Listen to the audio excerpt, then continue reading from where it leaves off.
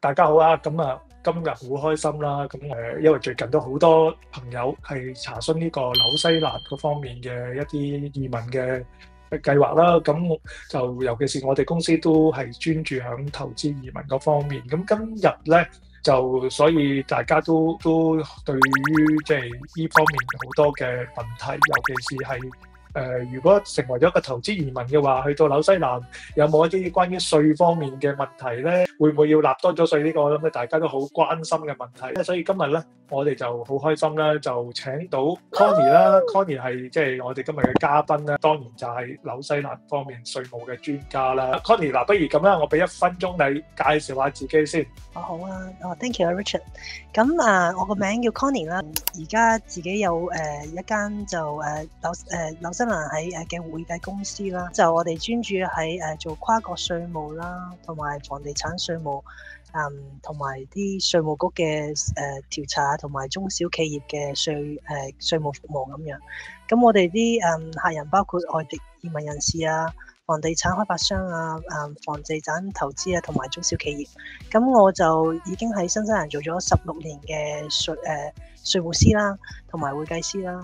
咁亦都喺4大同中型嘅稅務公司做過，係畢業於喺新西蘭嘅奧克蘭大學碩士嗰個稅務課程，同埋新西蘭嗰個商業同埋房地產嗰個學士課程嘅。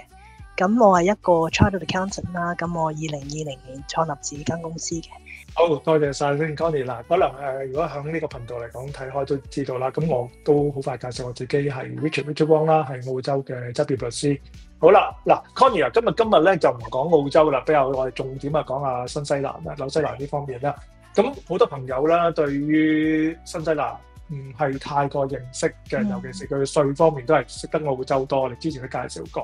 嗱，我哋不如由今日開始啦，就透過幾個 video 啦，同大家介紹一下紐西蘭一啲稅務方面嘅知識啦，同埋即係當然，如果係成為即係紐西蘭嘅移民之後，有冇啲咩嘅即係稅方面要注意嘅地方啦，好唔好啊？咁今日咧，我哋第一個 video 咧就先係即係講一講一啲新西蘭嘅基本稅制方面啦。咁嗱，不如咁啦，好似我就負責問，咁啊 Connie 你就負責答啦，好唔好啊？好啊。OK，嗱，即係我哋由最基本開始，可唔可以介紹一下新西蘭有啲咩稅方面嘅種類咧？新西蘭主要係有4種嘅稅務嘅 tax type 啦，即係第一係嗰個 income tax 啦，就係嗰個收入稅啦。公司邊打稅就係28% 啦，基金就39% 啦，individual 就係 progressive 啦，咁由10.5% 可以去到39% 啦。咁呢度亦都有一種叫做 resident withholding tax， 咁就當要俾interest 啊、dividend 啊。咁銀行或者俾 dividend 嗰個人要會做一啲 withholding tax from 嗰個 interest 同 dividend 咯。咁呢個係 income tax 同埋 resident withholding tax 咁樣啦。我哋亦都有GST 啦，一個 consumption tax 啦。咁係同亦都有其他國家係叫做 value added tax 咁樣嘅。咁其實主要係你喺新西蘭買啲嘢啊，咁就要打15% on 嗰個 goods and service。呢度亦都有人工稅啦，咁我哋叫 PAYE 啦。同埋有樣嘢叫做 FBT， 當僱主俾一啲 benefit 俾嗰個 employee， 而唔係 monetary 嘅，可能係一啲 benefit 啊，咁就會 tax。呢樣澳洲都有 FBT。係啊，你有陣時我哋俾員工一間屋或者係俾架車佢揸，咁其實原來佢係要佢即係有稅嘅 implication 喺度，因為佢 get 到個 benefit。冇錯，咁就變咗就走唔甩咯，即係你係啦。唔好諗住唔出糧都可以即係避開稅，原來唔除咗糧之外，其他嘅 benefit 都係 tax， 即係 taxable 嘅。係，其實都有其他類型嘅 tax， 但係主要係我不如側邊問下你啊 Connie，好多朋友都好 concern 嘅，即係因為澳洲啦，我哋就會有capital gain tax 啦，咁同埋當然我哋都冇遺產稅嘅，咁呢兩樣即係其實因為都同一資產啊，同埋係即係營運生意有關。或者係投資方面嘅獲利啊。咁喺新西蘭有冇資本增值稅或者係遺產稅嘅咧？紐西蘭就冇遺產稅嘅，增值稅嗰度咧，我哋依邊嘅稅法咧有certain parts of 佢嗰個稅法係可以 tax on capital gains。咁譬如咁講房地產即係 land taxing provision 咁啊，其中一個又叫做 bright line test。咁當你買賣物業係 within 2 years，就會嗰個增值嗰個就會即係有個 capital gains tax on the gain capital gains 咯。咁 even though 我哋冇一個即係好似澳洲咁樣一個 capital gains tax 嘅 regime， 但係都有 certain parts of the 即係 legislation 係唔可以 tax on capital gains， 所以要小心咯。因為我哋嗰個 capital gains tax 咧係 depending on 係邊個。即係咩 entity 收到係即係 individual 啊 company 啊 trust 啊，咁變咗係 based on 佢嗰個 tax rate 去打嗰個 capital gains tax 咯。OK， 咁呢個我哋就係真係要可能傾多啲嘅，因為即係反而唔係咁直接啊，即係大家要小心啲，唔好跌咗落去呢個稅網嗰度咁解啦。頭先你都講咗，即係我哋其實響澳洲又好啦，即係響紐西蘭都好啦，都有我哋所謂嘅即係。personal income tax 啊，或者係 personal tax 嗰方面啦，即係個人嘅稅啦，咁同埋佢真係progressive 啦。頭先你都初步介紹過，可唔可以講講即係譬如幾多錢嘅 income taxable income 就開始需要納稅咧？幾多錢以下咧？我譬如澳洲係18,000咁先算啦。咁係可以啊！依邊新西蘭咧其實冇澳洲咁lenient 咯，我哋依邊就每1蚊都會打稅咯，冇一個 exemption 好似澳洲咁。咁由0至15,600啦，咁就 tax at 10.5%。15,601啦，至到53,500咧就 tax at 17.5%。咁由53,501啦，直到78,100就係 tax at 30%。咁跟住78,101蚊去到18萬紐幣就係 tax at 33%。咁 anything above 18萬就係39%咯。